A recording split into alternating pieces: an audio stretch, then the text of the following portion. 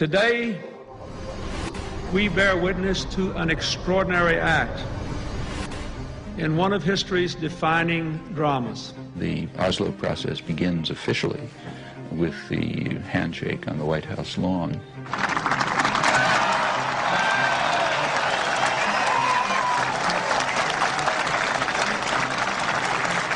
I think the main misconception is the years of Oslo were years of peace. And in that period, when there was supposed to be a peace process underway, in fact, the daily lives of Palestinians throughout the occupied territories got worse and worse and worse. The reality, and I saw it with my own eyes, that this was a new form of Israeli domination over Palestinians. Economic and social rights, which are rights to health, education, work, etc. These areas are the areas that declined the worst for the majority of Palestinians, almost all Palestinians. All the economic indicators turned for the worse under Oslo during this peace process. Moreover, Israeli settlements have continued to expand throughout that period.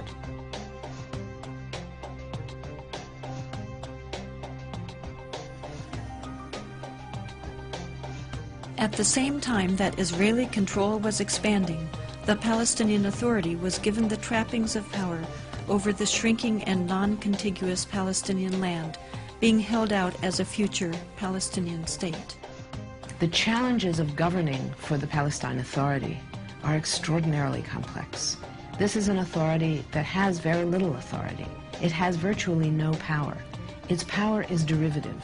It has the power that is given to it by Israel, and at any moment, any of those powers can be taken away. It was very convenient to believe that there is no occupation, that the occupation is over. How many aspects in your life somebody else determines for you? This is occupation. And Israel could determine, in the last 10 years, could determine everything.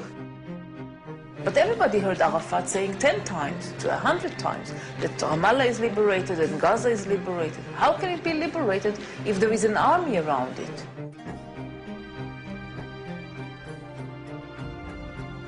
The Palestinian officials spoke very warmly about the situation, about the reality, and they were hiding the fact that for the great majority of the population, these years were a disaster. Those abuses, those violations of the public trust have been happening regularly since the Oslo process began. Palestinians who would protest against Oslo were labeled as terrorists. The authority would not allow it, the PA. Instead of having a real national authority, you had this corrupt institution whose main task, as far as Israel was concerned, was to police the Palestinians and prevent them from resisting the continuing occupation. It has wasted a lot of the money the international community has given it. One sees the villas of the leading Palestinian officials and the poverty with which the Palestinian masses are living in. The performance of the PLO in running the Palestinian Authority and its failures in negotiating with Israel have very much diminished support for the PLO leadership.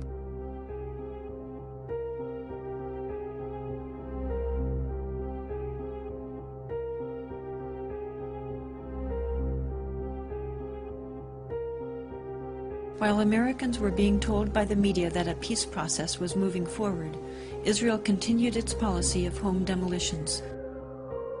Since 1967, about 12,000 Palestinian homes have been demolished.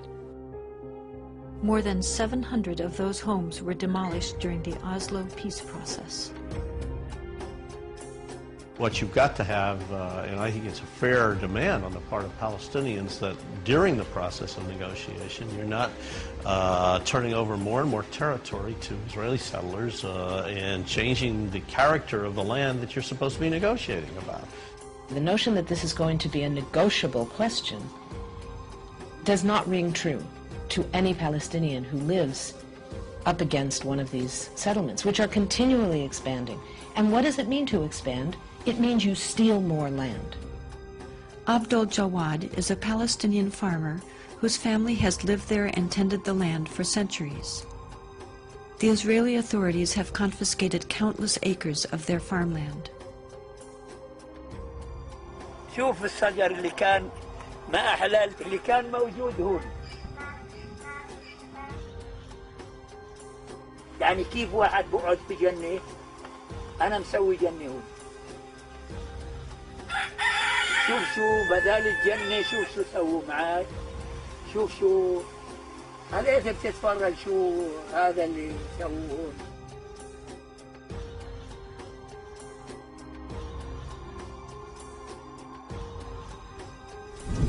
شوف الأشجار كيف بيطلعوا من تحت الحجار، شايف كيف يطلع الأشجار من تحت الحجار؟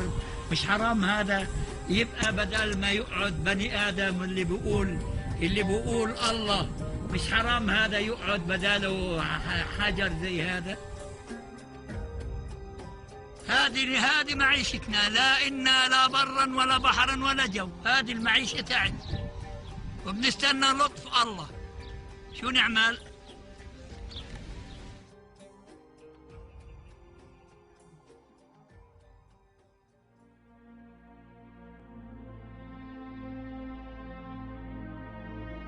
These settlers live and prosper at the expense of the Palestinians and the Palestinians' well-being, present well-being and future well-being.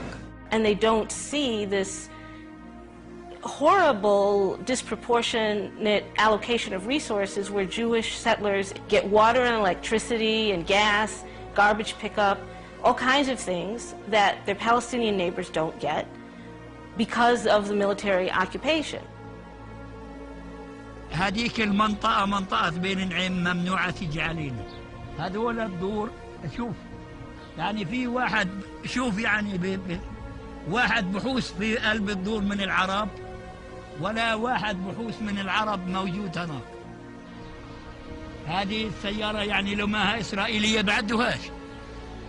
They lost the middle of the valley for a bypass road, which is now an Israeli-only bypass road. They can't drive on it to go to their homes. The thing is extremely ugly to watch. I mean, this is just day-to-day life. I'm not talking about the fighting here. I mean, you walk through Hebron, it's an Arab city, 100,000 Arabs, a couple hundred Jews.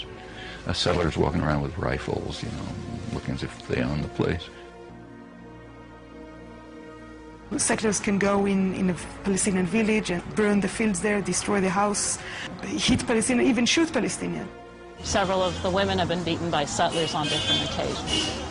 In each of those cases, we were just being a nonviolent presence on the street, observing when settlers were acting out, and they just attacked different ones of us. والله يا عمي قد ما نحكي لكم جزء من اللي بنشوفه.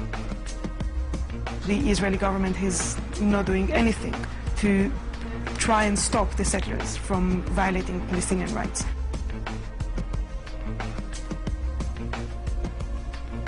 From all the cases that settlers actually killed Palestinians, very few were accused of murders, but then the president came and gave amnesty or shortened the punishment that they received from the court. In some cases, they cooperate with them. They guard there. Like one case, the settlers went and took a house, Palestinian house, and just said, well, now it's ours. So the border police stood down there to protect them because the Palestinians were angry. So the border police just stood there and protected the settlers instead of course, arresting them, just saying it's illegal. The bottom line is to make things so difficult for the Palestinians that anybody that wants a future for their children, anybody that wants to get ahead in life, anybody that wants a normal life will leave. يعني أنو اللي عنده جنة زي هذه ويعني بده يرحل وبده يروح ويرحل ويدشرها. وين بدنا نروح احنا وندشر أرضنا اللي زي هذه؟ The Jabir family continues to live under constant harassment. Most recently, Abdul Jawad broke his leg while trying to protect his grandchildren from settler attacks. Many of us feel hostage, that we're held hostage to the settlers. Because I think the vast majority of Israelis don't care about the occupied territories. But we're held hostage to the settlers that have enough political power within the Israeli political system that they can frustrate any attempt to get them out. And as long as they're there, the Palestinians can't possibly make peace. There are two kinds of settlers, basically. There are the ideological settlers who feel that these territories are have been promised to the Jewish people by God, and they feel that every place which is mentioned in the Bible, they have not only the right but the sacred duty to come and to build a modern Jewish settlement, and if Palestinians who live on that spot have other ideas, then they have the right to break their resistance by force or to call in the army. And the other